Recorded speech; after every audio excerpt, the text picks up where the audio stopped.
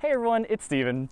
Today I have the 2022 GMC Yukon XL SLT trim. This is the full-size 3-row SUV from GMC, and it was fully redesigned in the 2021 model year for a brand new generation. You've got a new front fascia and some really nice new interior tech to keep it up to date with its competitors, like the Ford Expedition Max, Chevy Suburban, Nissan Armada, tons of other 3-row SUVs. There's a very, very popular segment here in America. The base 2022 GMC Yukon starts at about $52,000. The SLT trim I have here starts at just around $58,000 for that trim, and the XL is an additional $2,700 on top of that. So as tested, this one comes to a price of about $62,000. This one here comes with a 5.3-liter V8 engine, makes 355 horsepower and 383 pound-feet of torque.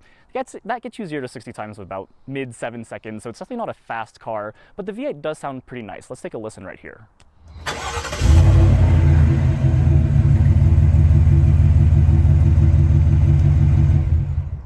So the V8 obviously doesn't sound the same as some of the American muscle cars like you would expect in the Challenger or Charger or something like that, but it does still sound pretty good. Definitely doesn't give you those pops and crackles while you're going along the road though. There is actually, ironically, a sport mode on this car, but I don't think anyone would ever classify this car as anything remotely sporty. This V8 engine is mated to a 10-speed automatic transmission with rear-wheel drive standard, but you can upgrade to 4-wheel drive as expected for an off-roady car like this. You get 16 city miles per gallon, 20 highway miles per gallon, 18 combined miles per gallon, very average in the class. If you want higher fuel economy, you're going to have to go for that turbo diesel engine option, which should get you some higher numbers closer in the mid-20s range. All right, let's talk a little bit about the exterior of this newly redesigned GMC Yukon. So the color I have here is called Summit White. It is an available no-cost option. The other colors cost around like $500, but I do think this white looks pretty nice if you can keep it very clean.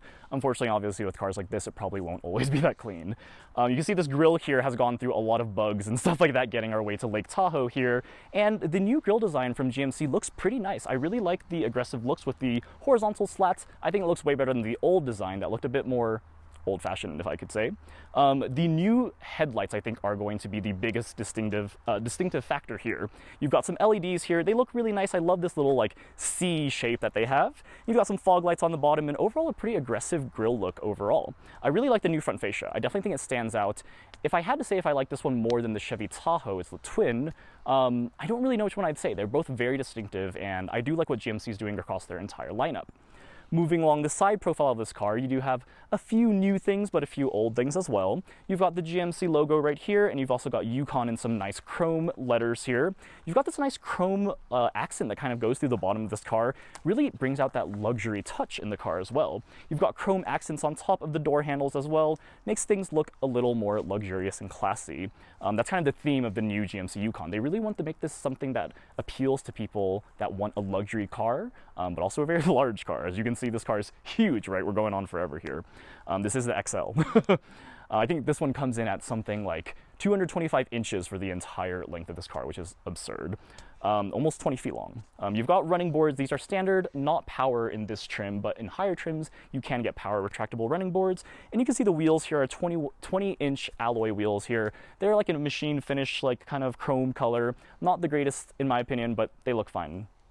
Now finally moving to the rear of the vehicle, there aren't as many noticeable changes in the rear compared to the front fascia, but you do have the new signature taillights from GMC. They look pretty cool. I don't think it's anything that special, but you know, kind of keeps in tune with the, you know, kind of boxy, edgy ones from the front. Now opening the trunk here, a lot of people are obviously going to want to know how much cargo space this car has. So with all 3 rows up, you get a massive 45 cubic feet of cargo space. That is absurd, right? Probably it is the largest in the segment compared to rivals such as the Expedition Max and the the Suburban. So going in here, if you actually let down the 3rd and 2nd rows, you get a whopping 150 cubic feet of cargo space. That can pretty much carry anything you want. So now that we've covered the exterior, let's take a look at the interior. From this wide angle view here, you can kind of see just how large this vehicle is. It's also parked at quite a slope here, so it might look a little different. You do have keyless entry, although it's not the type that unlocks automatically. And kind of just going in immediately, you can kind of see the luxury sense that I was talking about before, right? GMC has really worked hard on making sure that this car feels more luxurious and appeals to that, higher echelon of the American, middle upper class. So you can kind of see this really cool startup animation, right? Cars are doing a really great job of this these days. I love that startup animation. It's really nice. It happens when you close the door, not when you turn on the engine though. The engine doesn't get a cool, like you don't get a really cool, oh, very loud. But yeah, you don't get a really cool animation when you actually start the car, which is a little bit of a bummer, but you can see this 10.25 inch digital display cluster here, which is actually standard across all trims. That is new in 2022. You can kind of see that come to life at the beginning, and also I'll show you right here when you shut the car off, it kind of does a similar thing where they fade away. Nice little luxury touches like that do really make a difference in vehicles, in my opinion. Really, like I said, the biggest update for the 2022 model year is going to be the standard digital gauge cluster. Really cool. I like the different configuration choices you have with it. I'll show you guys right here. Kind of move through all the different displays here, right? They have like condensed mode, they have classic mode, they have a, you know, like new futuristic mode, and the, you know, it's a lot of different choices here. They look pretty neat. But you know, I think I stick to the classic view here just because it's what I'm used to, and I think you can display more interesting information. I don't want my tachometer to go away. I want to see it, and I want to see my fuel range, things like that, and my song, of course. So yeah, kind of stepping back a little bit here, let me move my seat back. You can kind of see the steering wheel is a pretty classic design. I do wish the steering wheel looked a little nicer. It is leather wrapped, obviously, but I just don't like this weird like mesh fake aluminum thing here. It doesn't look that nice. I think the rest of the car looks really nice, but this steering wheel isn't really doing it for me. Moving to the center stack area, you do have your gear select lever here. Not really a lever here, it's just buttons, but you do have rear by clicking back, and you have drive moving forward, which, you know, makes sense, but I don't know. I still feel like it's fine. Not my favorite design, obviously, and I guess you have some storage here if you want to put things there, I guess. You do have Apple CarPlay, takes up the entire screen, which is nice. This is a 10.25 inch touchscreen here. This is for the infotainment display. I do like GMC's new infotainment. It's easy to use. I really think that's something that a lot of the American companies do a very good job with, is like not overcomplicating things like the Germans. And you know, I think some of the Japanese car makers also have more simplified designs these days, but I really think the, you know, GM does a great job. Like, I love the Yukon X system. It's a great. But yeah, Apple CarPlay is easy to find, easy to use. You do have these quick buttons. You do have a Google Map integration, which is really cool, something unique for GM. And that's kind of a new thing that I haven't seen in cars, but I would love to see that, you know, integrate Google Maps with like a heads-up display or something. How cool would that be? But yeah, everything is easy to use, right? It's fast. It feels like a luxury car. It feels like something you would expect from a $60,000 vehicle, right? Your settings are easy to navigate through, really fast to, you know, go through and check out your different vehicle settings. And I don't know, this is a great infotainment system, and it's not something you have to touch too often too. You've got a trailer view as well, which is really cool. And yeah, overall, this is a great system. I really like this infotainment system. Very easy to use, and I really liked it over the past like 4 days or so. Going down to this area, this part does look a little more old-fashioned, but it is a body-on-frame SUV, so what do you really expect here? You do have easy-to-access cooled and ventilated seats here as well, so ventilated seats here. This is part of the SLT trim. In the lower trims, you do not get ventilated front seats. You can adjust your rear climate controls, and you know, this is really easy to touch without having to look down, which is nice, right? I think this is kind of the way you have to go. Give me some sort of physical button so that it's easy to modify my temperature. You do have USB-C and USB-A, which is nice that they give you an option. You have a power volt here, and then here is a wireless charging pad. Got some pretty standard cup holders and the giant center console. This is huge and very, very deep. Like, there is an absurd amount of space down here. It's kind of hard to see on this video, but like, look how far it goes down. You have more charging outlets. That is a theme you'll see across this car. Great for families because you have so many charging outlets. So I kind of skipped to the tech part and didn't really talk about the seats yet.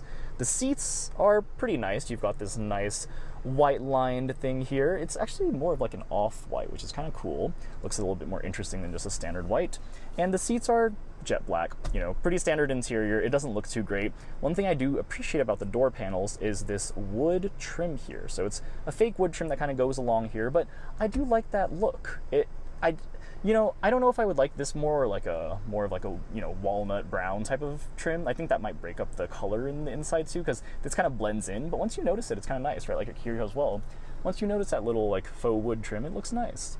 You do also have soft touch material here, which I really appreciate that. I think that is a nice luxury touch that not many cars are good at these days, but luxury dashes, you know, are pretty cool. You do have some stitching here, and the front is soft touch leather. So looks pretty nice. And overall, I do like the seats. They were comfortable and supportive. My many passengers in this car definitely didn't complain about that, and you do have leather armrests, things like that. It's pretty standard.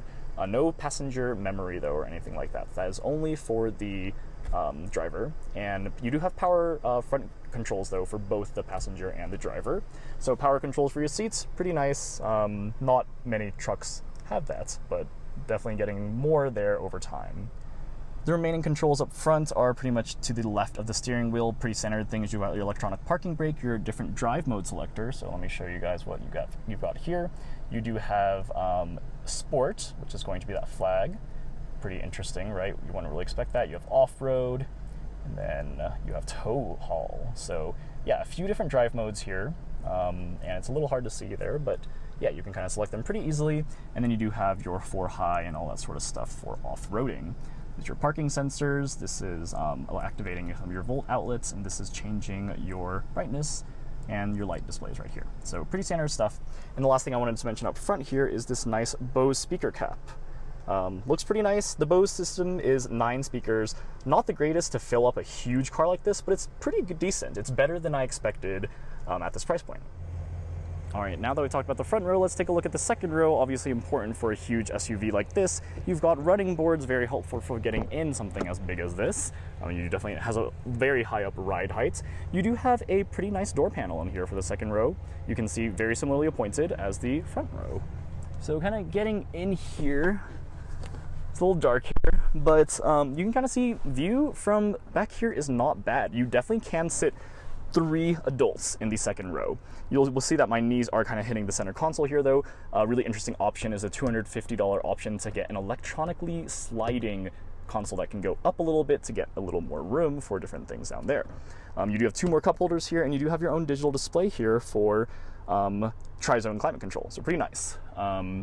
Unfortunately, I think one thing missing that I wish came in lower packages was ambient lighting. That would look really nice in darker weather like right now.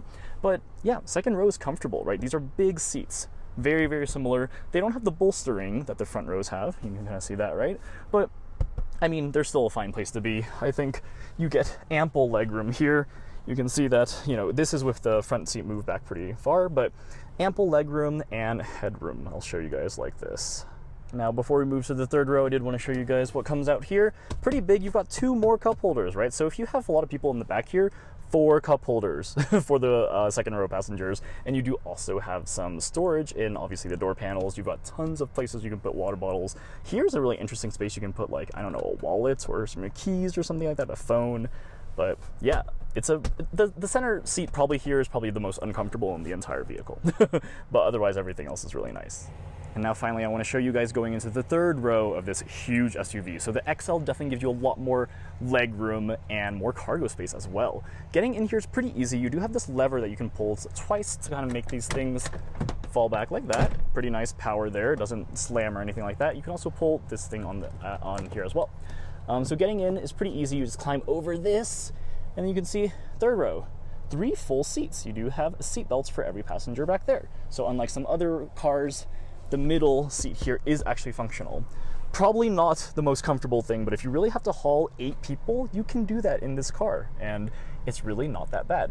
You do have an air vent up here. You'll notice the air vents in the second row. Also, one thing you'll probably notice, no sunroof, right?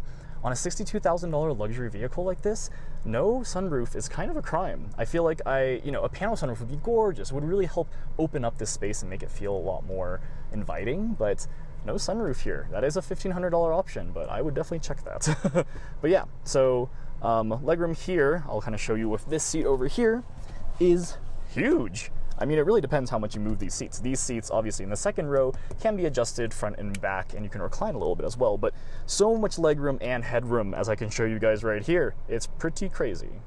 So as you can see, a pretty impressive third row here, right? You've got some really nice full-size seats here for adults, and you've also got water bottle holder, some speakers back here, and USB-C charging ports everywhere in this car. It really is a practical 3-row SUV. You have ample space, huge family, adults, kids, anything you want. Tons of space for water bottles, snacks, whatever else you want for your adventures across the country in this huge vehicle. But every seat here feels comfortable and supportive. I mean, like, obviously there are seats I would prefer to others, but if I had to sit here for a while, it really wouldn't be the biggest deal. I think GMC has knocked it out of the park with this 3-row SUV. Obviously, that's one of the biggest reasons you get a Yukon XL, right? Is for that huge practicality, huge cargo space. You can really haul tons of people in this vehicle, and it's very, very impressive. All right, now getting behind the wheel of the 2022 GMC Yukon XL here, I'll talk through some of my initial driving impressions and how it's been to live with for the last few days and so. I'm in beautiful Lake Tahoe in the background. You can see all these really tall trees. It's a really gorgeous scenery here, although it is getting kind of dark, but hopefully you guys can see this okay. The Yukon is a very well-composed vehicle on the road, right? Given its massive size, it's really more composed than you would expect. Ride quality is fantastic. You have a very plush, compliant ride, kind of what you expect though throughout that entire segment, right? Like the Tahoe definitely feels very similar to this, the Ford Expedition, Nissan Armada, right? They're all getting into that kind of luxury car territory, right? You expect things like leather seats, heated seats, cooled seats, whatever, blind spot monitoring, all that standard safety stuff and comfort to be very important for a 3-row SUV like this, right? You want to make sure that every adult or passenger in general in this car is comfortable. And at the end of the day, the Yukon does a good job of that. The problem though is that the Yukon is more expensive than the Tahoe. And the Tahoe and the Suburban actually. So the Suburban is a better competitor for this because this is the XL.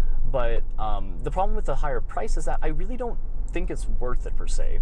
I do think if you're really into the styling of this, I could see that, but aside from that, there's just no real reason to pay a few more $1,000s for the Yukon, in my opinion, when the Suburban kind of gets you those same luxury features. You can check out my review of the 2021 Tahoe here, at this link over here, and I'll kind of talk through, some of the comparison there, because at the end of the day, both have Bose sound speakers, right? They're both on the very similar platform, essentially body-on-frame SUVs, and they're pretty much twins at the end of the day, so there just isn't really, I don't really understand why the Yukon is priced different.